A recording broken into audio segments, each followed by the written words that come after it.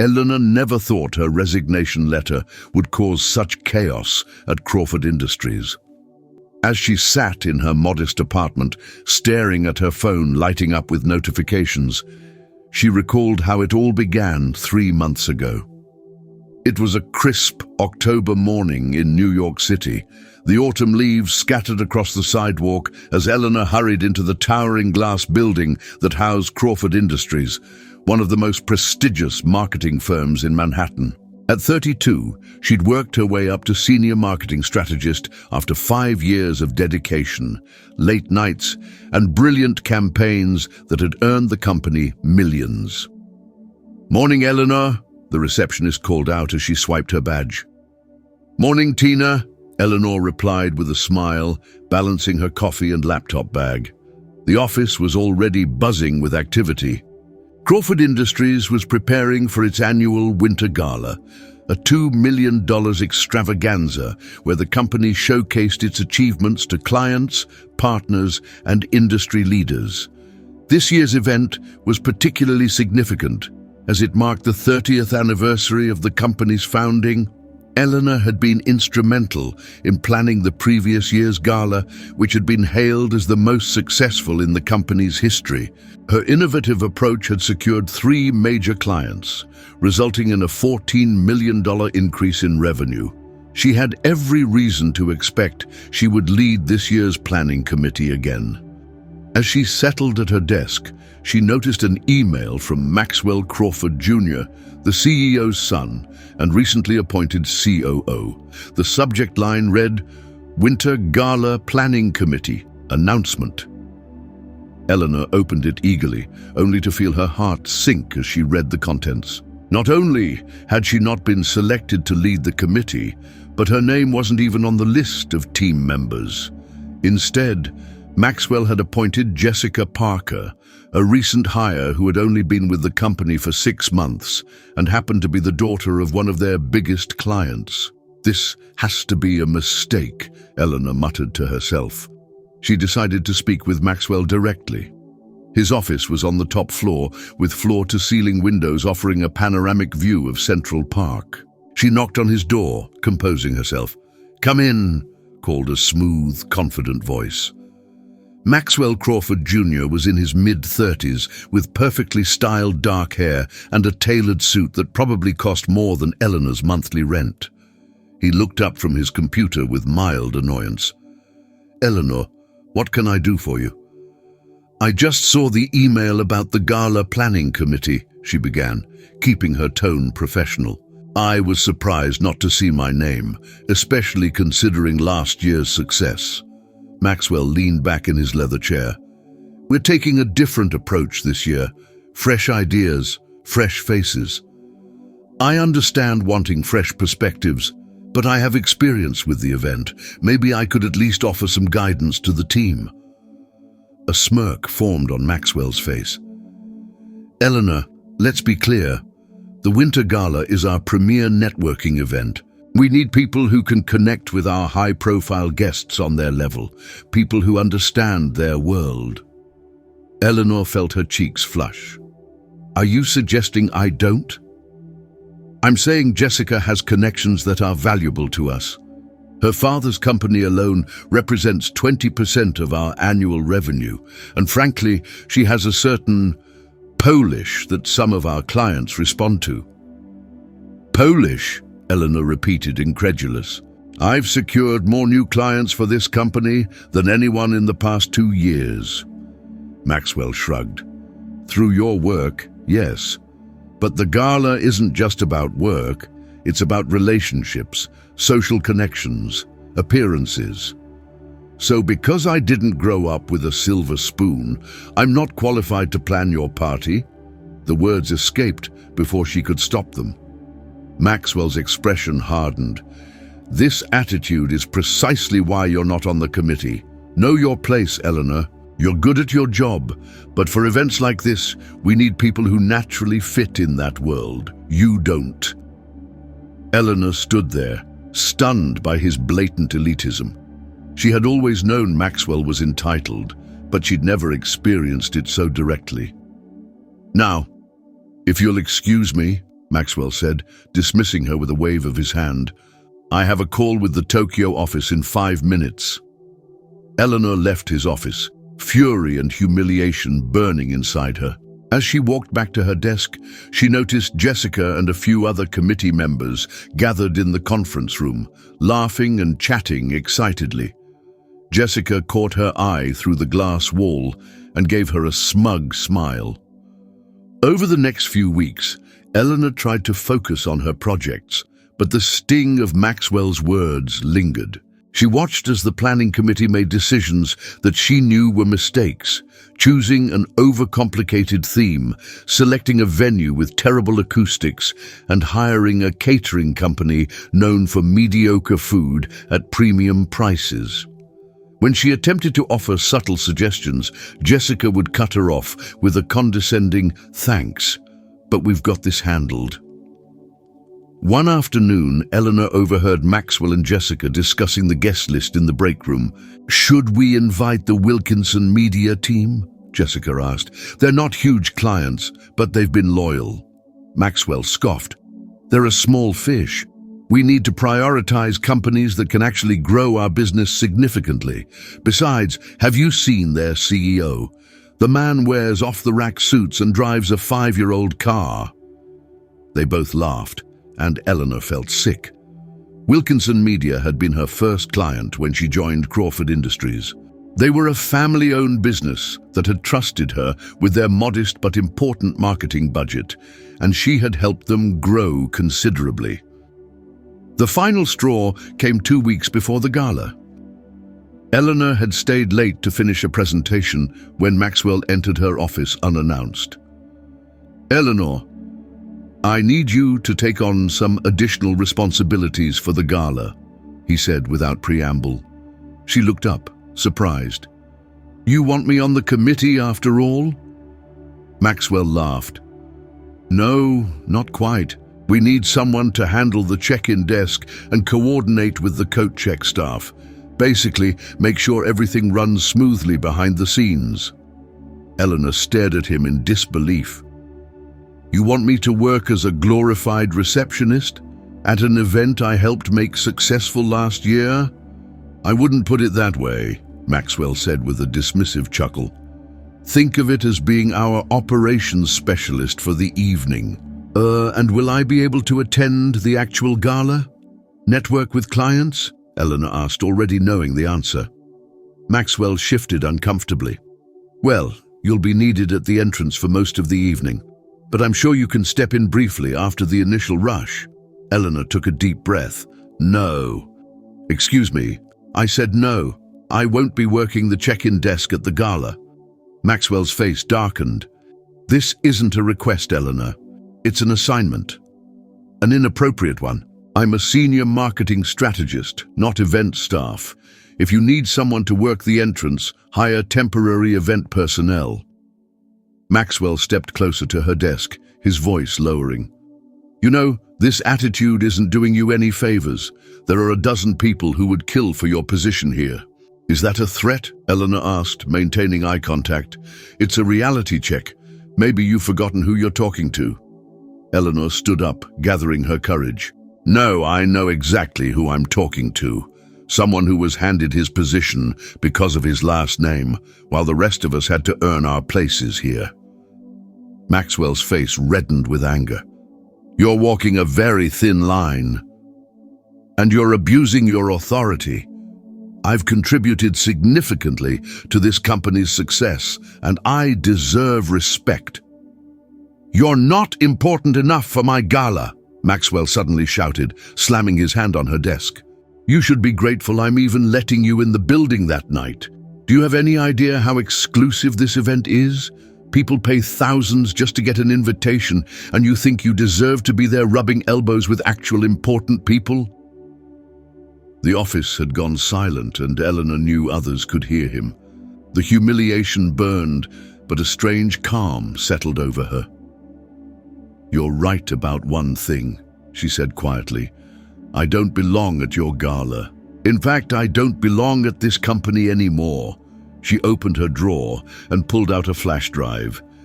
This contains all my current projects with detailed notes for whoever takes them over. Consider this my 2 weeks' notice." Maxwell looked genuinely shocked. "You're quitting over this?" "No," Eleanor replied.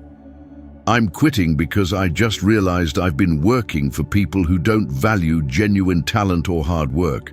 People who think background matters more than results." She placed the flash drive on the desk between them. "I'll email HR my formal resignation letter tonight." Maxwell's surprise quickly turned to contempt. "Fine. Quit. There are 100 people who can do your job. You're not special, Eleanor. You're replaceable." With those words hanging in the air, he turned and walked out of her office. That night, Eleanor sat at her kitchen table, laptop open, crafting her resignation letter. She had intended to keep it professional and brief, but as she typed, all the frustrations and injustices of the past few years poured out. She detailed the numerous occasions when her ideas had been appropriated without credit, the times she'd been passed over for opportunities despite her proven track record, and the toxic culture of elitism that Maxwell had fostered since his arrival. She included specific examples, dates and figures. The $14 million increase in revenue from her Gala strategies that Maxwell had taken credit for. The Abernathy campaign that had won an industry award under his name despite being entirely her concept. Eleanor also mentioned the loyal clients who had specifically requested to work with her, including Wilkinson Media, and how Maxwell had disparaged them for not being prestigious enough. By the time she finished, the letter was 5 pages long, a comprehensive account of the systemic issues at Crawford Industries under Maxwell Crawford Jr.'s leadership. She knew it was probably too long and too honest, but something in her refused to send the sanitized version that propriety demanded. With a deep breath, she hit send, addressing it to HR Maxwell, and, in a moment of boldness or madness, she wasn't sure which, to Maxwell Crawford Sr., the founder and CEO. Then she closed her laptop, poured herself a glass of wine, and tried to ignore the anxiety about what she had just done. She had some savings, enough to sustain her for a few months while she job hunted. She'd be okay. She had to be. The next morning, Eleanor woke to a flurry of texts from co-workers. Apparently her resignation letter had become the talk of the office. She ignored most of them, not ready to discuss her decision, but one text from her friend in HR caught her attention. "Senior Crawford read your letter. He's furious. Not with you, with Junior. He's called an emergency board meeting. What did you write?" Eleanor stared at her phone in disbelief. She hadn't expected Maxwell Crawford Sr. to even read her letter, let alone react so strongly. A mixture of vindication and anxiety swirled in her stomach as she got ready for what would be one of her final days at Crawford Industries. When she arrived at the office, the atmosphere was noticeably tense. Colleagues glanced at her with a mixture of awe and apprehension as she made her way to her desk. Before she could even turn on her computer, her phone rang. It was Rebecca from HR. "Eleanor, Mr. Crawford Sr. would like to see you in his office immediately," Rebecca said, her voice uncharacteristically formal. "Am I in trouble?" Eleanor asked, suddenly worried that her candid letter might have backfired. "I'm not at liberty to discuss that," Rebecca replied. "Please head up to the executive floor as soon as possible." Unlike his son's sleek, modern office, Maxwell Crawford Sr.'s space was classic and understated. Dark wood paneling, leather-bound books, and framed photos of his family and with notable business leaders lined the walls. At 68, the elder Crawford had a commanding presence, silver hair, piercing blue eyes, and the weathered face of someone who had built his empire from nothing. He rose from behind his desk when Eleanor entered, something she had never seen him do for anyone below executive level. "Ms. Parker," he said, extending his hand, "thank you for coming. Please, sit down." Eleanor shook his hand, noting his firm grip, and settled into one of the leather chairs across from his desk. "I read your resignation letter," he began, getting straight to the point. "All 5 pages of it." Eleanor swallowed hard. "Sir, I understand if it was inappropriate."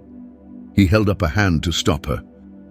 "It was the most honest assessment of this company's current problems that I've seen in years, and while the delivery was perhaps unorthodox, the content was invaluable."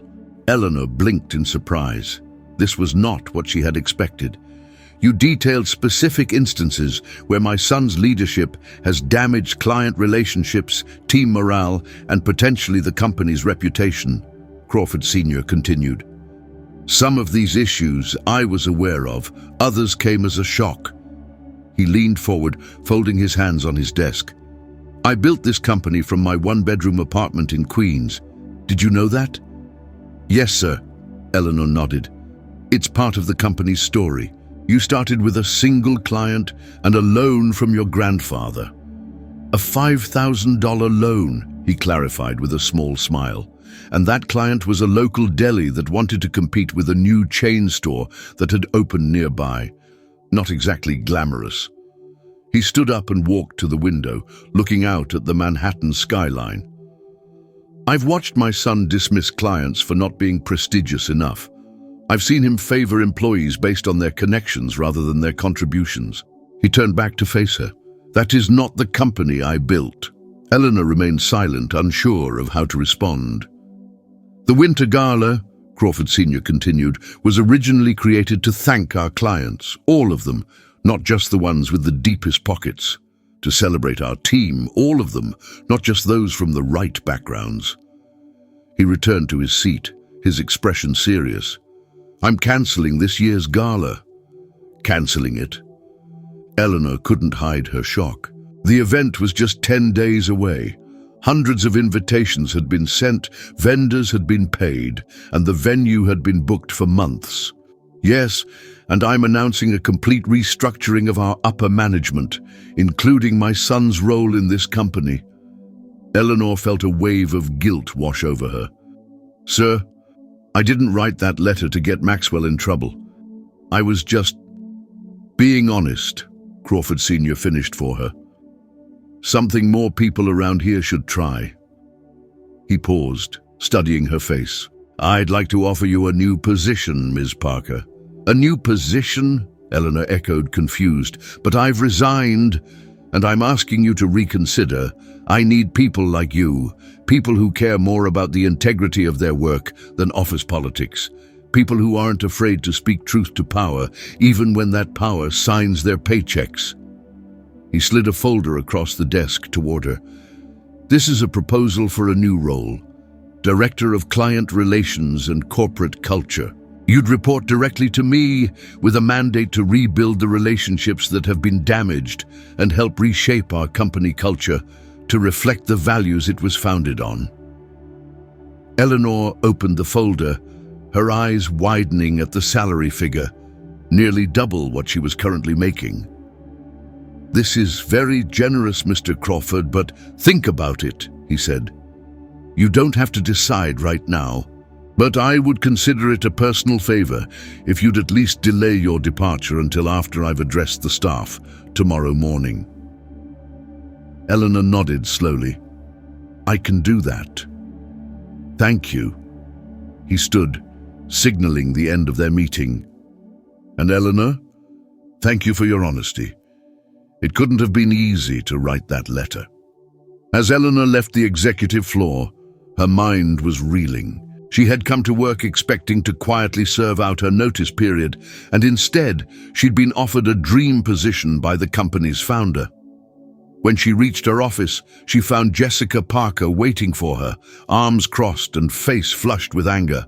"What did you do?" Jessica demanded as soon as Eleanor closed the door. "Excuse me? The gala is cancelled. 2 months of work, all for nothing." Jessica's voice was shrill. "And somehow you're involved. Maxwell is in a complete meltdown." Eleanor sighed. "I resigned and wrote an honest exit letter, that's all."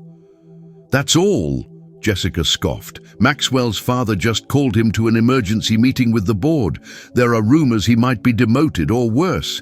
And now they're saying the company is going in a new direction. Eleanor shrugged, trying to maintain her composure. Maybe it needs to. Jessica stepped closer, her voice lowering to a hiss. You think you're so special because you worked your way up from nothing. Let me tell you something. Connections matter in this world. Always have, always will. Maxwell might take a hit now, but people like him always land on their feet. People like you, you've made an enemy you can't afford. I didn't set out to make enemies, Jessica. I just refused to be treated as less than I'm worth. God, listen to yourself, Jessica rolled her eyes. So self-righteous. You know what? Good luck with your new job hunt. I'll make sure everyone in this industry knows what kind of employee you really are. With that, Jessica stormed out, slamming the door behind her. Eleanor sank into her chair, the emotional whiplash of the morning catching up with her. She pulled out her phone and texted her friend in HR, "You won't believe what just happened." Indeed, the rest of the day passed in a blur of curious colleagues stopping by her office, some to congratulate her on her stand against Maxwell, others to nervously ask if the rumors of restructuring were true. Eleanor kept her responses vague, not wanting to speculate on decisions that weren't hers to announce. That evening, as she was preparing to leave, her phone buzzed with an email notification. It was from Maxwell Crawford Jr. It sent to the entire company. Due to unforeseen circumstances, the annual Winter Gala has been cancelled. Those with tickets will receive full refunds. Further company announcements will be made tomorrow morning at 9 a.m. in the main conference room. Attendance is mandatory for all staff. The email was uncharacteristically brief and devoid of Maxwell's usual grandiose language. Eleanor couldn't help but feel a small surge of satisfaction. As she packed up her things, there was a knock at her door. It was Trevor, one of the long-time graphic designers who had been with the company for over a decade. "Hey," he said, leaning against the doorframe, "just wanted to say thanks." "For what?" "Word gets around," he shrugged. "Some of us have been waiting a long time for someone to stand up to Junior. Should have known it would be you." Eleanor smiled, touched by his words. "I wasn't trying to be a hero, Trevor. I just hit my limit." "Sometimes that's all it takes," he replied. "You coming tomorrow?" "Wouldn't miss it," Eleanor said, surprising herself with how much she meant it. The main conference room was packed the next morning. Eleanor arrived early but still found herself standing against the back wall. The tension in the room was palpable. A mixture of anxiety, anticipation, and speculation buzzed through the crowd of employees.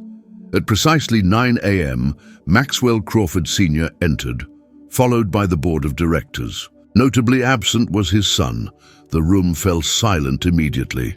"Good morning," Crawford Sr. began, his voice strong despite his age. "Thank you all for being here. I'll get straight to the point. Crawford Industries is undergoing significant changes, effective immediately." He paused, his gaze sweeping across the room.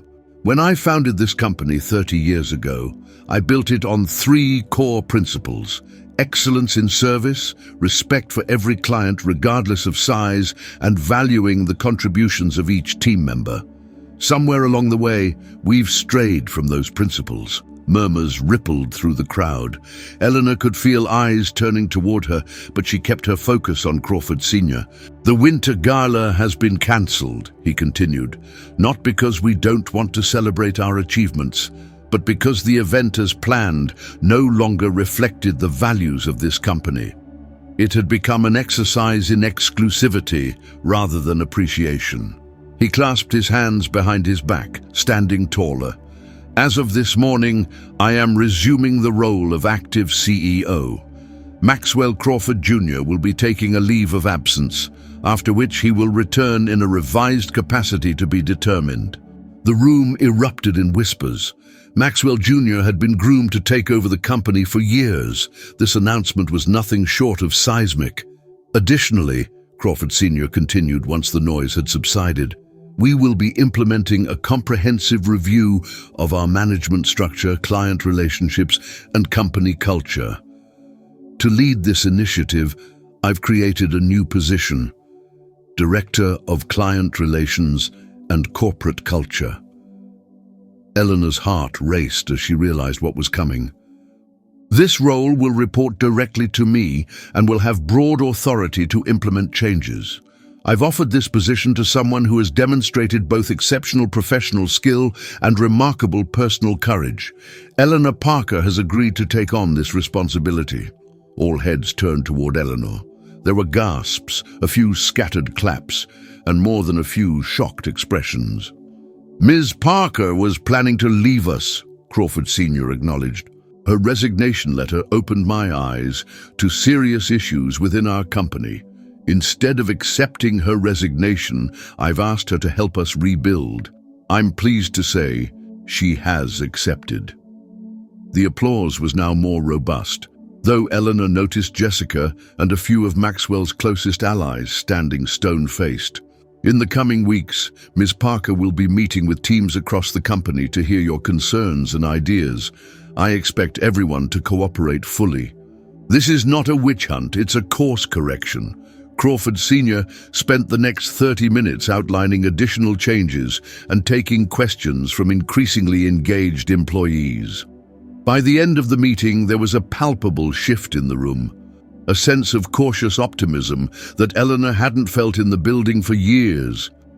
As people filed out, many stopped to congratulate her or quietly thank her. Rebecca from HR gave her a knowing smile. "Told you the letter would make waves," she whispered. Later that day, Eleanor was settling into her new office, a corner space with windows overlooking the city, when there was a knock at the door. To her surprise, it was Maxwell Crawford Jr. He looked disheveled, his usually immaculate appearance marred by dark circles under his eyes and a slightly rumpled suit. He entered without waiting for an invitation, closing the door behind him. "I suppose you're happy now," he said, his voice surprisingly subdued. Eleanor took a deep breath. "This wasn't about making you look bad, Maxwell. It was about standing up for myself and for what this company is supposed to represent." "My father thinks I'm the villain in this story," Maxwell said, slumping into a chair across from her desk. "The entitled son who nearly ran his legacy into the ground." "And what do you think?" Eleanor asked carefully. Maxwell was quiet for a moment. "I think I may have lost sight of what made this company successful in the first place." He looked up at her, a hint of his old arrogance returning. "But don't expect me to grovel. I still think the company needs to evolve to aim higher." "It can aim higher without looking down on the people who helped build it," Eleanor replied, "or the clients who trusted it when it was just starting out." "She's more valuable than you," Maxwell said suddenly. "What?" "That's what my father said about you in front of the board. Eleanor Parker has generated more value for this company in 5 years than my son has in 10. She's more valuable than you." His exact words. Eleanor didn't know how to respond to that. Maxwell stood up, straightening his tie. "I'll be back in 3 months. My father may think this time off will humble me, but I'm going to use it to develop a strategy that will take Crawford Industries to the next level, the right way." He extended his hand. "I underestimated you, Eleanor. I won't make that mistake again." Eleanor hesitated before shaking his hand. "I look forward to seeing what you come up with." After Maxwell left, Eleanor stood by the window, watching the bustling city below. 3 months ago, she was fighting for recognition in a company that seemed determined to overlook her contributions. Now she had the authority to reshape that very company. Her phone buzzed with a text from Crawford Sr. "Dinner tonight? I'd like to discuss your ideas for the new Crawford Industries." Eleanor smiled as she typed her reply. "I'd be honored, and I have plenty of ideas." As she set her phone down, she noticed the framed photo she'd just unpacked, herself with the Wilkinson media team after their successful campaign launch. She made a mental note to call them first thing tomorrow. Under her leadership, no client would ever be considered too small again. Her resignation letter, written in a moment of frustration and honesty, had not only changed the trajectory of her career, but potentially saved the soul of the company she had come to love. Sometimes, she reflected, standing up for your worth could change everything. The cancelled $2 million gala now seemed like a small price to pay for the transformation of Crawford Industries. And next year, when they did hold a celebration, it would honor everyone who contributed to the company's success, regardless of their background, connections, or the size of their clients. That, Eleanor decided, would be a party worth attending.